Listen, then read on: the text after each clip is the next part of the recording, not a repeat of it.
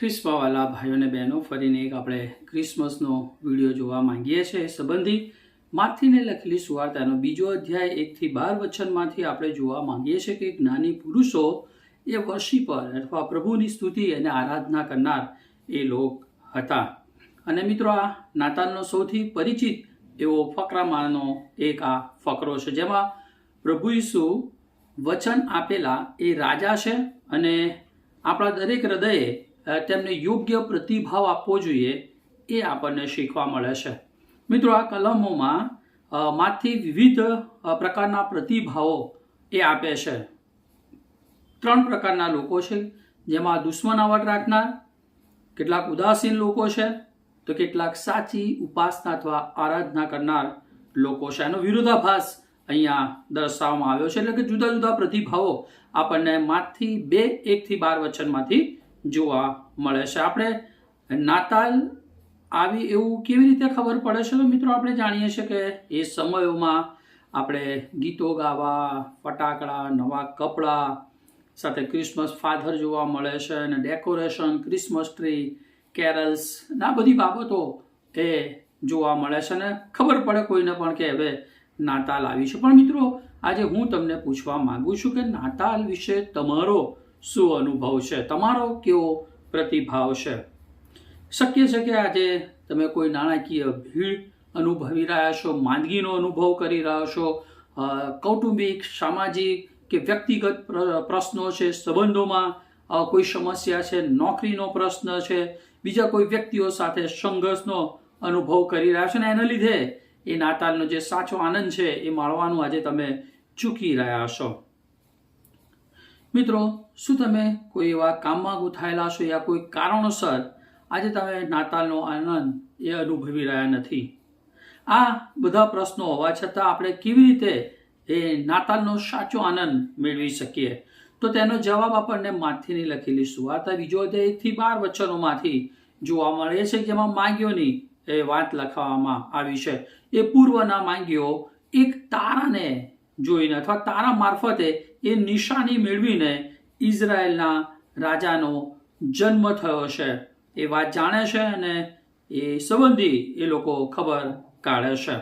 આ નવજાત જે રાજા છે એને શોધી કાઢીને તેને ભેટ આપવાને માટે એ લોકો પોતાના દેશમાંથી એ ચાલી નીકળે છે.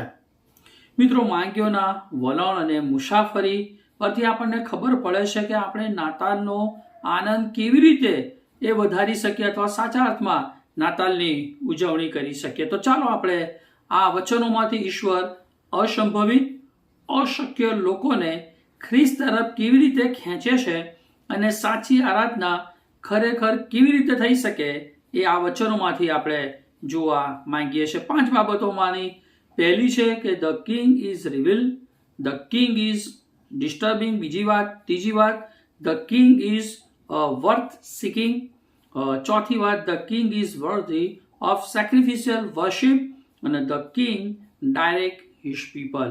આ 5 બાબતો આપણને જોવા માંગીએ છીએ. પહેલી 2 કલમમાંથી રાજાનો જે જન્મ થાય છે અથવા પ્રગટ થાય છે એ વાત આપણે જોઈ શકીએ છીએ. ક્યાં જન્મે છે? તો યરુશાલેમમાં. કોનો જન્મ થાય છે? તો રાજા એટલે કે પ્રભુ ઈસુ ખ્રિસ્તનો જન્મ થાય છે અને પૂર્વમાં જે તારો એમને દેખાય છે તે જોઈને એ લોકો ભજન કરવાને માટે એ આવે છે. માંથી આપણને કહે છે કે ઈસુનો જન્મ હેરોદ રાજાના સમયમાં યહૂદીઓના બેથલેહમમાં થયો હતો. મહાન રાજા જે હેરોદ હતો તેના રાજ્યકાળના અંત ભાગમાં કે છે પૂર્વના માંગ્યો આવીને યહૂદીઓના રાજાની શોધ કરી રહ્યા હતા. માંગ્યો કદાચ વિધર્મી યાજકો હતા જેમની ધર્મવિધિ કુદરતના પરિવારોની આસપાસ કેન્દ્રિત થયેલી હતી. તેઓના જ્ઞાન અને ભાવિ સૂચક શક્તિઓને કારણે કહે છે કે તેઓને કેટલીક વખત રાજાઓના સલાહકાર તરીકે નીમવામાં આવતા હતા. કહેવાય છે અમુક પ્રાંતના એ લોકો રાજા પણ હતા. એટલે ઘણી બધી એમના વિશે એ માન્યતા અથવા કહેવામાં આવે છે. અને તેઓ પૂર્વના કયા સ્થળે વસવાટ કરતા હતા, તેઓ કેટલી સંખ્યામાં હતા, કેટલી લાંબી મુસાફરી કરી એ આપણી પાસે માહિતી નથી. પણ આ માંગ્યો પૂછે છે કે યહૂદીઓના જે રાજા જન્મેલો તે ક્યાં છે? કારણ કે અમે તેનો તારો ઉગ્યો એ જોયો છે અને તેની આરાધના કરવા આવ્યા છે. આ માગીઓના જીવનમાં હેતુ બહુ સ્પષ્ટ છે. તેમની લાંબી મુસાફરી કરવી અને રાજાને મળવું એટલે કે પ્રભુ ઈસુ ખ્રિસ્તને મળીને એનું ભજન કરવું એ એમનો સ્પષ્ટ હેતુ છે. તેઓ કોઈ અનુમાન કરવા માટે નહીં, કોઈ ઘટનાની પ્રશંસા કરવા માટે નહીં, પરંતુ એમની મુસાફરી એ સાચા રાજા એટલે કે પ્રભુ ઈસુ ખ્રિસ્તની સ્તુતિ અને આરાધના હતી. અહીં આપણને જે સત્ય શીખવા મળે છે એ છે કે ઈશ્વર ઘણીવાર અશક્ય લોકો અથવા અસંભવિત લોકો છે તેની તરફ એ દ્રષ્ટિ કરે છે ને તે લોકોને પોતાની તરફ આકર્ષે છે. ઘણી બધી વખત આપણે એમ લાગે કે આપણે કોઈ કામના નથી, આપણી પાસે એવું કોઈ જ્ઞાન નથી, આવડત નથી, દેખાવ નથી, અથવા આપણી પાસે નાણાં કે એવું કશું નથી કે જેથી ઈશ્વર મારો ઉપયોગ કરી શકે. પણ ઈશ્વર હૃદય તરફ જુએ છે અને ઈશ્વર ઈચ્છે છે કે મારી વ્યક્તિ એ મારી આરાધના કરે. અને માંથી જે પ્રથમ આરાધકો છે એની પર અહીંયા ભાર મૂકવામાં આવે કે જેઓ બિન યહૂદી લોકો હતા, જે બધા દેશોમાં જે લોકો હતા એના કરતાં એમને એ પસંદ કરવામાં આવે છે. એટલે મિત્રો, ઈશ્વરની પસંદગી કોઈ પણ વ્યક્તિની એ હોઈ શકે છે. અને મિત્રો, આપણે આપણી જાતને એ બહુ નાના ના ગણીએ, કારણ કે પ્રભુની નજરમાં આપણે મૂલ્યવાન છે. પ્રભુ આપણો ઉપયોગ કરી શકે છે, પ્રભુ આપણને પસંદ કરે છે અને ઈશ્વરની ઈચ્છા છે કે હું ને તમે સાચા અર્થમાં ઈશ્વરની આરાધના કરીએ. અને અહીંયા એ બાબત આપણે જોઈએ છે. બીજું કે જ્યારે એ લોકો શોધ કરતા હેરોદ રાજાની પાસે જ આવ્યા ત્યારે કે છે બીજી વસ્તુ આપણને શીખવા મળે છે કે આ હેરોદ રાજા એ ડિસ્ટર્બ થઈ ગયો, એ ગભરાયો કે છે કે અને આખું યરુશાલેમ પણ તેની સાથે ગભરાયું. અને મીખા 5:2 પણ એ વાત લખવામાં આવી છે કે તારામાંથી એ અધિપતિ નીકળશે. એટલે દરેક જણ માગ્યોની રાજાનું જે સ્વાગત કર્યું માગ્યોએ એમ બધા કરતા નથી. કારણ કે આ હેરોદ રાજા પણ એ ત્રીજી કલમ તમે વાંચો તો એ એની દુશ્મનાવટ અથવા એનું કાવતરું આપણે જોઈ શકીએ છીએ. કારણ કે હેરોદ જે આતંક ફેલાવનાર, હિંસા કરવા માટે એ જાણીતો હતો, પણ હવે પોતે મુશ્કેલીમાં છે કે હવે બીજો કોણ રાજા આવ્યો અને પોતે ગભરાય છે. આ રાજા એ મુશ્કેલીમાં મુકાય છે અને તેની સાથે આખું યરુશાલેમ પણ કે છે ધ્રુજારી અનુભવે છે. ઈસુ રાજાની શક્તિને પડકાર આપે છે. ઈસુનું રાજ્ય હેરોદની અસલામતીનો કે છે પર્દાફાશ કરે છે. હેરોદ ધાર્મિક આગેવાનોને ભેગા કરે છે જેથી ખ્રિસ્તનો જન્મ ક્યાં થવો જોઈએ એ જાણી શકે. આપણે 6ઠ્ઠી કલમમાં ત્યાં જોઈએ છે. અને તેઓ શાસ્ત્ર તપાસતા એમને મીખા 5:2 પ્રમાણે ખબર પડે છે. એ સત્યને એ લોકો શોધે છે, પરંતુ એ સત્યને, એ જ્ઞાનને એ લોકો સ્વીકારતા નથી. હેરોદ એ ગભરાય છે, દુશ્મનાવટ રાખે છે. બીજા લોકો આપણને ત્યાં જોવા મળે છે. ધાર્મિક આગેવાનો પણ એ ઉદાસ થઈ જાય છે. મુખ્ય યાજકો અને શાસ્ત્રીઓને સત્ય જાણે છે, પણ તેઓ રાજા એટલે કે પ્રભુ ઈસુ ખ્રિસ્તને શોધતા નથી. હેરોદ બાળકનો નાશ કરવા માંગે છે. ધાર્મિક આગેવાનો કદાચ બેથલેહેમથી બહુ તો લગભગ 6 માઇલ સુધી ચાલીને પણ એ જવાની તસદી લેતા નથી કે પ્રભુ ઈસુને જોઈએ. જ્યારે તેનાથી વિરુદ્ધ આ માંગ્યો પ્રભુ ઈસુની આરાધના કરવાને માટે સેંકડો માઇલ એ તકલીફો, મુશ્કેલીઓ વેઠીને એક દેશમાંથી બીજા દેશમાં એ મુસાફરી કરે છે. માટે મિત્રો, આપણે અહીંયા જે સત્ય શીખી શકીએ છીએ અથવા શોધી શકીએ છીએ કે જ્યારે રાજા ખ્રિસ્ત એ પ્રગટ થાય છે ત્યારે માનવ હૃદયમાં આ ત્રણમાંથી કોઈ એક પ્રતિક્રિયા જોવા મળે છે. હેરોદની જેમ કદાચ દુશ્મનાવટ, મુખ્ય યાજકોની જેમ ઉદાસ થઈ જાય, અથવા માંગ્યોની જેમ એ સાચી આરાધના કરે. મિત્રો, આજે આપણે કયો પ્રતિભાવ આપી રહ્યા છે નાતાલના સમયોમાં? હંમેશા આપણા જીવનમાં એ કયો પ્રતિભાવ એ જોવા મળે છે? શું આપણે ખરેખર પ્રભુની સાચી આરાધના કરીએ છીએ કે નહીં? એ આપણે વિચાર કરવાની જરૂર છે. ત્રીજી વસ્તુ આપણે 9 થી 10 કલમમાં શીખવા મળે છે. અને રાજા શોધવાને માટે અથવા રાજાનું ભજન કરવા, એને શોધવાના માટે એ યોગ્ય છે એની વાત આપણને 9 અને 10 કલમમાં જોવા મળે છે. કે તારા એ જે તારો છે પૂર્વમાં જોયો ને માંગ્યો આગળ ચાલતા ગયા, અને જ્યાં તારો થંભ્યો ત્યાં એ લોકો એ સ્થળ પર આવ્યા. અને કહે છે પ્રભુ ઈસુ ખ્રિસ્તને જોઈને, તારાને જોઈને તેઓ મહા આનંદથી હરખાય. જેમ જેમ માંગ્યો કે છે આગળ વધે છે, તેમ તેમ ઈશ્વર તેમને ફરીથી તારા દ્વારા યોગ્ય માર્ગદર્શન પૂરું પાડે છે. તારો તેમને બાળક એટલે કે ઈસુ જ્યાં હતા ત્યાં લઈ જાય છે. જ્યાં પ્રભુ ઈસુનો જન્મ થયો હતો ત્યાં તારો એમને લઈ જાય છે અને તેઓ ખૂબ જ મહા આનંદથી હરખાય છે.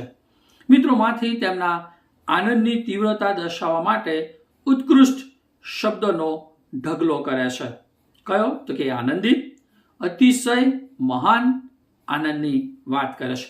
મિત્રો, આજે તમે પ્રભુ ઈસુ ખ્રિસ્તને જો મળ્યા છો તો તમારામાં કયા પ્રકારનો આનંદ જોવા મળે છે? તમારામાં એ કયો તરવરાટ એ જોવા મળે છે? મિત્રો, ખ્રિસ્તને શોધવાથી એ ઠંડો ધર્મ ઉત્પન્ન થતો નથી, તે છલકાતા આનંદને એ ઉત્પન્ન કરે છે. શું મિત્રો તમે એ આનંદનો, એ છલકાતા ઉભરાતા આનંદનો અનુભવ કર્યો છે? મિત્ર, એનો અર્થ એ થાય કે જે કોઈ ખ્રિસ્તને મેળવે છે તેનું જીવન એ આનંદથી એ ઉભરાઈ જાય છે. શું મિત્રો તમારું જીવન એ આનંદથી ઉભરાયેલું છે? અહીં વિદેશી માંગીઓ પ્રામાણિકપણે પ્રભુ ઈસુ ખ્રિસ્તની શોધ કરે છે. હેરોદ ઈસુને મારી નાખવાની દુષ્ટ યોજના કરે છે. યાજકો, શાસ્ત્રીઓ જે યહૂદીઓ હતા, જેઓ ધર્મશાસ્ત્રના પ્રવીણ હતા, તેઓ હજી ઉદાસ છે અને યરૂશાલેમના લોકો એ વ્યાકુળ થઈ ગયા છે. મિત્રો, તમારો આજે કયો પ્રતિભાવ છે? શું મિત્રો તમારું હૃદય એ મહા આનંદથી એ છલકાય કે ઉભરાઈ રહ્યું છે કે નહીં? એ જોવાની જરૂર છે. 11મી કલમમાં આપણને ચોથી વાત શીખવા મળે છે કે રાજા એ બલિદાન યુક્ત આરાધનાને લાયક છે. એવી આરાધના કે જેમાં બલિદાન આપવું પડે. અને અહીંયા આપણે જોઈએ છે કે એઓ માંગ્યો ઘરમાં આવીને એ બાળકને મા મરિયમની સાથે જુએ છે અને પગે પડીને તેમનું ભજન કરે છે અને જોડીમાંથી છોડીને તેનું સોના, લોબાન અને બોળનું નજરાનું અથવા તો ગિફ્ટ અથવા ભેટનું અર્પણ કરે છે. મિત્રો, માંગ્યો ઘરમાં આવે છે અને પગે પડીને ભજન કરે છે. એક સામાન્ય ઘરમાં આ પ્રભાવશાળી માણસો, જે જ્ઞાનીઓ માણસો છે, એ બાળકની આગળ નમી પડે છે. આ માંગ્યો અહીં રાજાની આરાધના કરતા, એટલે કે પ્રભુ ઈસુ ખ્રિસ્તની આરાધના કરતા જોઈ રહ્યા છે. મિત્રો, આપણી પાસે કેટલું જ્ઞાન છે? આપણી પાસે શું છે એવું કે આપણે પ્રભુની આગળ નમતા નથી? આ તો મહાન લોકો હતા, એમની પાસે જ્ઞાન હતું, પૈસા હતા, બધું જ હતું, તેમ છતાંય એ પ્રભુની આગળ નમી પડે છે. આ ભેટો આપે છે, તેમની એ ભેટો એક પ્રતીક રૂપે હતી, એનો ચોક્કસ અર્થ હતો અને માટે એ અર્થ અનુસાર એ ભેટ લાવે છે. સોનું એ શું બતાવે છે? કે પ્રભુ ઈસુ રાજા છે. આ માંગ્યો માને છે કે પ્રભુ ઈસુ છે, આ જે છે નાનું બાળક, એ રાજા છે. બીજું, એ લોબાન આપે છે, એનો અર્થ એ ઈશ્વર છે. પ્રભુ ઈસુ કોણ છે? નાનું બિચારું બાળક નથી, પણ એ ઈશ્વર છે. એ આરાધનાને માટે લાયક છે. અને ત્રીજું, બોળ અથવા ગંધરસ, એને કહેવામાં કે ઈસુ દુઃખ સહન કરશે અને દરેકના પાપને માટે મરણ પામશે, કે જેથી જે કોઈ એના પર વિશ્વાસ કરે એનો ઉદ્ધાર થાય, માટે એ મૃત્યુનું સહન કરશે. એની વાત જોવા માંગે છે. અહીંયા માંગ્યો પ્રભુ ઈસુ ખ્રિસ્તને સોનું ભેટ તરીકે આપે છે, કારણ કે પ્રભુ ઈસુ ખ્રિસ્ત કે જે રાજા હતા અને આજે પણ છે. માંગ્યો બાળ ઈસુને મહાન રાજા તરીકે જોતા હતા અને સોનાની ભેટ તેમને માટે યથાયોગ્ય હતી. સોનું પ્રભુ ઈસુના એ દેવત્વ, સંપૂર્ણતા અને મહિમાનું પ્રતીક હતું. માંગ્યો પ્રભુ ઈસુને લોબાન ભેટ આપે છે, કારણ કે પ્રભુ ઈસુ એ મુખ્ય પ્રમુખ યાજક હતા. આ લોબાન અથવા ધૂપનો ઉપયોગ યાજકો કે છે મંદિરમાં એ કરતા હતા. અને માંગ્યોએ પ્રભુ ઈસુને લોબાન ભેટ આપ્યું, કારણ કે પ્રભુ ઈસુ એ યાજક છે જે અમને ઈશ્વરની પાસે લાવે છે. એ ઈરાદાથી એ લોબાનનું નજરાણું લાવે છે. અહીં ઈશ્વર આપણી પાસે આવ્યા. માથી 1:23 પ્રમાણે ઇમાનુએલ દેવ આપણી સાથે. યોહાન 1:14 શબ્દ સદે થઈને આપણામાં વસ્યો, એ ઉત્પન્ન કરતા આપણી સાથે છે. અહીંયા લોબાનની વાત કરી છે કે સુગંધી અને અથવા તો અત્તર છે તે પાપ રહિત અને સંપૂર્ણતા ધરાવતા જીવનની સુવાસને સૂચવે છે, એટલે કે પવિત્ર છે એની વાત કરવામાં આવી છે. માંગ્યો પ્રભુ ઈસુને બોરની ભેટ આપીને તેમના મરણ વિશે એ જણાવે છે. બોર કે છે કડવો છોડ હતો. તે ભાવિ ઘટનાનું કે છે સૂચન છે કે જગતના પાપોના ભાર ઉઠાવવા માટે તેમણે દુઃખ સહન કરવું પડશે. બોર એક એવો મલમ હતો કે શબને દફન કરતા પહેલા તે શરીરનો અભિષેક કરવા માટે એનો ઉપયોગ કરવામાં આવતો હતો. અને પ્રભુ ઈસુ ને બોરની ભેટ આપીને સૂચવે છે કે પ્રભુ ઈસુ સમગ્ર જગતના પાપોને માટે મરણ પામશે. મિત્રો, આ નાતાલે આપણે પ્રભુ ઈસુ ખ્રિસ્તને યોગ્ય ભેટ આપીએ એ જરૂરનું છે. આપણે આપણા જીવનમાં પ્રભુ ઈસુને રાજા તરીકે સ્વીકારીએ. કેવળ પ્રભુ ઈસુ જ આપણા પાપોની માફી આપી શકે છે અને આપણને ઈશ્વર સાથે સમાધાન આપી શકે છે. સ્વર્ગમાં જવાની ખાતરી કેવળ પ્રભુ ઈસુ ખ્રિસ્ત પાસે જ છે. એમની પર વિશ્વાસ કરવા દ્વારા એ મને અને તમને મળે છે. માટે બલિદાન બનનાર પ્રમુખ યાજક પ્રભુ ઈસુ ખ્રિસ્તનો આપણે આ નાતાલે સ્વીકાર કરીએ અને આપણી નાતાલને વધુ આનંદમય બનાવીએ. માંગ્યો એ ખરા અર્થમાં ખ્રિસ્તની સંપૂર્ણ ઓળખને જાહેર કરે છે. શાહી, દૈવ્ય અને બલિદાન. શું મિત્રો, આપણે માંગ્યોની જેમ પ્રભુ ઈસુ ખ્રિસ્તની બલિદાનયુક્ત આરાધના કરીએ છીએ ખરા? પાંચમી વાત આપણને છેલ્લી એટલે કે 12મી કલમમાં જોવા મળે છે કે રાજા પોતાના લોકોને દોરે છે. કારણ કે અહીંયા 12મી કલમ કહે છે ને, હેરોદ પાસે પાછા જવું નહીં એમ સ્વપ્નમાં ચેતવણી મળ્યાથી તેઓ બીજે માર્ગે પોતાના દેશમાં પાછા જાય છે. હેરોદ રાજાની પાસે એ લોકો જતા નથી, કારણ કે ઈશ્વર એમને દોરવણી આપે છે. સ્વપ્નના એ ચેતવણી મળવાને લીધે માગી કે છે બીજા રસ્તે જાય છે. ઈસુને મળવાથી મિત્રો હંમેશા એ દિશા બદલાય છે. આપણે ખોટી દિશામાં જતા હોઈએ છીએ, પણ જ્યારે પ્રભુની ઓળખ થાય છે, પ્રભુ આપણને દર્શન આપે છે, તો આપણે યોગ્ય માર્ગમાં જઈએ છીએ. એ ખોટા માર્ગમાં, પાપના માર્ગમાં, નાશના માર્ગમાં આપણે જતા નથી અને આપણી દિશા એ બદલાય છે. મિત્રો, શું તમારી દિશા બદલાય છે ખરી? કે તમે તમારી ઈચ્છા પ્રમાણે અને તમને પસંદ પડે છે એ જ રીતે શેતાની માર્ગમાં દોરાઈ રહ્યા છો? આમ મિત્રો, પ્રામાણિકપણાથી મુલાકાત એ ખ્રિસ્તની કરનાર વ્યક્તિઓ હંમેશા એક સરખા માર્ગે કદી ચાલતા નથી, અથવા એક સરખા માર્ગે એ જતા નથી, પણ એ માર્ગને બદલાય છે, કારણ કે જીવનનું એ રૂપાંતર થાય છે. મિત્રો, આપણને આ વચનમાં જે સત્ય શીખવા મળે છે તે એ છે કે જ્યારે તમે સાચા રાજા એટલે ઈસુને મળો છો, ત્યારે તમે જે રસ્તે આવ્યા હતા તે જ રસ્તે પાછા ફરી જતા નથી, પણ પ્રભુ તમને જે માર્ગ બતાવે છે એ માર્ગે તમે આગળ વધો છો. મિત્રો, માથી 2:1-12 રાજા ઈસુને તમે કેવી રીતે જવાબ આપશો? આ કલમો પ્રમાણે હેરોદની જેમ દુશ્મનાવટ, કેટલાક લોકો ખ્રિસ્તના શાસન અથવા અધિકારનો એ પ્રતિકાર કરે છે, કારણ કે તેઓ પોતાની રીતે એ જીવન જીવવા માંગે છે, પોતાની ઈચ્છા પ્રમાણે પાપમાં જીવન જીવવા માંગે છે, પાપમાં એ આનંદ કરવા માંગે છે. બીજા હતા ધાર્મિક આગેવાનો, જેઓ ઉદાસીન હતા. તેઓએ સત્ય જાણ્યું પણ એ સત્યને એવો અનુસર્યા નહીં. શું મિત્રો, તમે એવું કરવા માંગો છો? અથવા ત્રીજું, માંગ્યો જેમણે સાચા અર્થમાં પ્રભુ ઈસુનું ભજન કર્યું અથવા આરાધના કરી. કેટલાક લોકો એમને શોધે છે અને તેમાં આનંદ કરે છે, તેઓની આગળ નમન કરે છે, પડી જાય છે અને પોતાનું સર્વશ્રેષ્ઠ એમને આપે છે.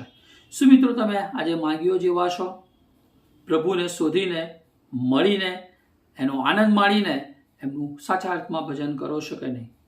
મિત્રો, આજે તમે શું પ્રતિભાવ આપશો? ખ્રિસ્ત આજે પણ રાજા છે. તેને તારો હજુ પણ સુવાર્તા દ્વારા એનો તારો ચમકી રહ્યો છે અને તે હજુ પણ આપણને તેમની આરાધના કરવા માટે આમંત્રણ આપે છે. શું મિત્રો, તમે પ્રમાણિકપણે તેની આરાધના કરશો? આમેન. પ્રભુ આ વચન સમજવાને માટે તમને સહાયને મદદ કરે. Thank you very much.